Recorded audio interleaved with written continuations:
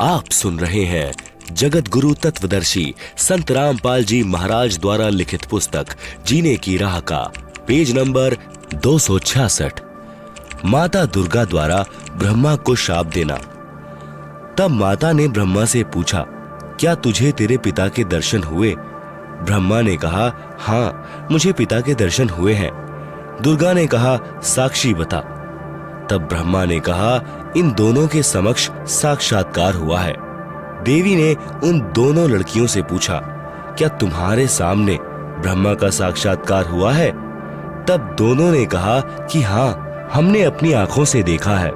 फिर भवानी यानी प्रकृति को संशय हुआ कि मुझे तो ब्रह्म ने कहा था कि मैं किसी को दर्शन नहीं दूंगा, परंतु ये कहते हैं कि दर्शन हुए हैं। तब अष्टंगी ने ध्यान लगाया और काल ज्योति निरंजन से पूछा कि यह क्या कहानी है।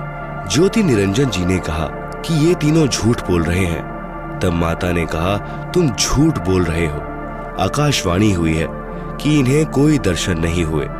यह बात सुनकर ब्रह्मा ने कहा कि माता जी, मैं सौगंध खाकर पिता की तलाश करने गया था, परंतु पिता यानी ब्रह्म के दर्शन नहीं हुए।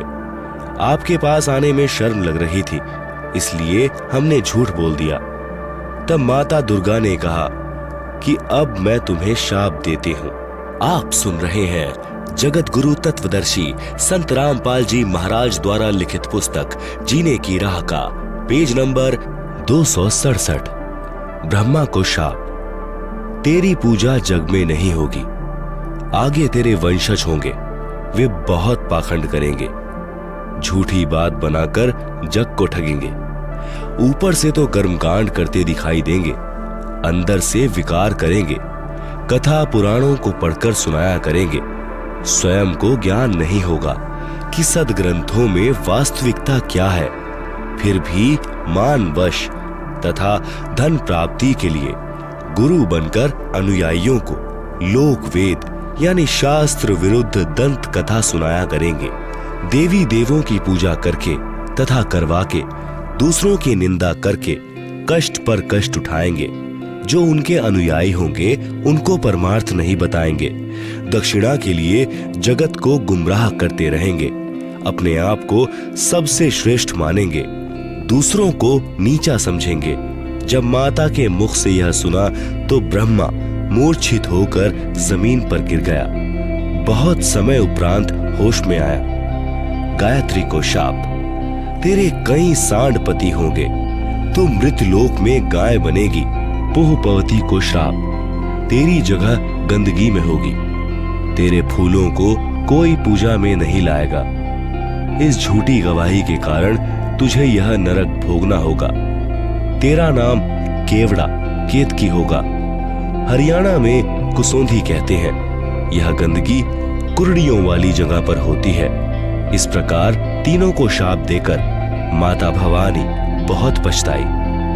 इस प्रकार पहले तो जीव बिना सोचे मन यानी काल निरंजन के प्रभाव से गलत कार्य कर देता है, परंतु जब आत्मा यानी सत्पुरुष अंश के प्रभाव से उसे ज्ञान होता है तो पीछे पछताना पड़ता है। जिस प्रकार माता पिता अपने बच्चों को छोटी सी गलती के कारण ताड़ते हैं क्रोधवश होकर, परंतु बाद में बहुत पछताते हैं।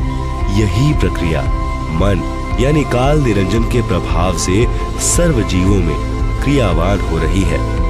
हाँ, यहाँ एक बात विशेष है कि निरंजन यानी काल ब्रह्म ने भी अपना कानून बना रखा है कि यदि कोई जीव किसी दुर्बल जीव को सताएगा तो उसे उसका बदला देना पड़ेगा। जब आदि भवानी यानी प्रकृति अष्टंगी ने ब्रह्मा, गायत्री व पुहपवती को श्राप दिया तो अलख निरंजन यानी ब्रह्मकाल ने कहा कि हे भवानी, प्रकृति यानी अष्टंगी, यह आपने अच्छा नहीं किया। अब मैं निरंजन आपको श्राप देता हूँ कि द्वापर युग में तेरे भी 5 पति होंगे। द्रौपदी ही आदि माया का अवतार हुई है। जब यह आकाशवाणी सुनी तो आदि माया ने कहा कि हे ज्योति निरंजन यानी काल, मैं तेरे वश में पड़ी हूँ, जो चाहे सो कर ले।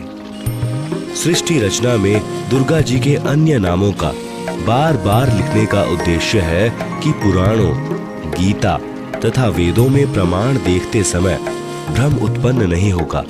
जैसे गीता अध्याय 14 श्लोक 3-4 में काल ब्रह्म ने कहा है कि प्रकृति तो गर्भ धारण करने वाली सब जीवों की माता है, मैं उसके गर्भ में बीज स्थापित करने वाला पिता हूँ।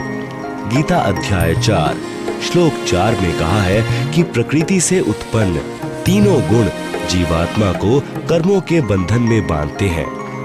लेख समाप्त। आप सुन रहे हैं जगत गुरु तत्वदर्शी संत रामपाल जी महाराज द्वारा लिखित पुस्तक जीने की राह का पेज नंबर 268। इस प्रकरण में प्रकृति तो दुर्गा है तथा तीनों गुण, तीनों देवता यानी रजगुण ब्रह्मा, सतगुण विष्णु तथा तम गुण शिव के सांकेतिक नाम है।